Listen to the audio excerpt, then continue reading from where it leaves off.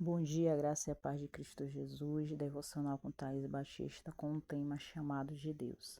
O chamado de Deus no contexto religioso refere-se ao convite divino para que uma pessoa siga um propósito específico ou um caminho de vida, muitas vezes relacionado à fé e ao serviço a Deus e ao próximo. É um conceito central na teologia cristã, mas também pode ser encontrado em outras tradições religiosas com diferentes nuances. O que significa o chamado de Deus? Um convite para a salvação.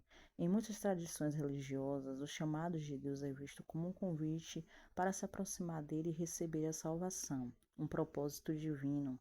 O chamado também pode ser entendido como o plano que Deus tem para a vida de cada pessoa, revelando um propósito específico que ela deve cumprir. Uma vocação, orientação. O chamado pode se manifestar como uma vocação orientação para seguir um determinado caminho na vida, seja profissional, familiar ou espiritual, um processo de convenção. Em alguns casos, o chamado de Deus pode levar a uma transformação interior, um processo de convenção e mudança de atitudes, um senso de propósito. O chamado pode ser percebido como um profundo senso de propósito que impulsiona a pessoa a agir em conformidade com a vontade de Deus. Como discernir o chamado de Deus? Busca espiritual. A oração, a leitura da Bíblia e a busca por orientação espiritual são fundamentais para discernir o chamado de Deus. Reflexão e discernimento.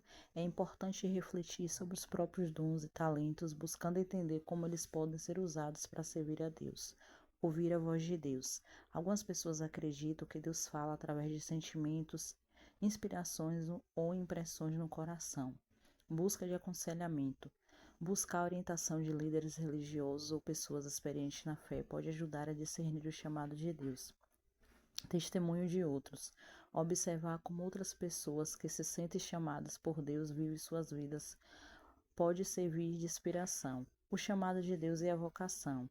Chamado como propósito. O chamado de Deus é o propósito geral que ele tem para a vida de uma pessoa. Vocação como expressão do chamado. A vocação é a forma como a pessoa expressa esse chamado através de suas ações e escolha. Todos os cristãos são chamados. Cada cristão tem um chamado específico para cumprir na vida, seja no trabalho, na família ou na igreja. O chamado pode ser descoberto gradualmente. Nem sempre o chamado é evidente. Algumas pessoas o descobrem ao longo de uma jornada de busca espiritual. Em resumo, o chamado de Deus é um convite divino para seguir um propósito específico, seja na vida pessoal, profissional ou espiritual. E a busca por discernir esse chamado é um processo contínuo de fé, reflexão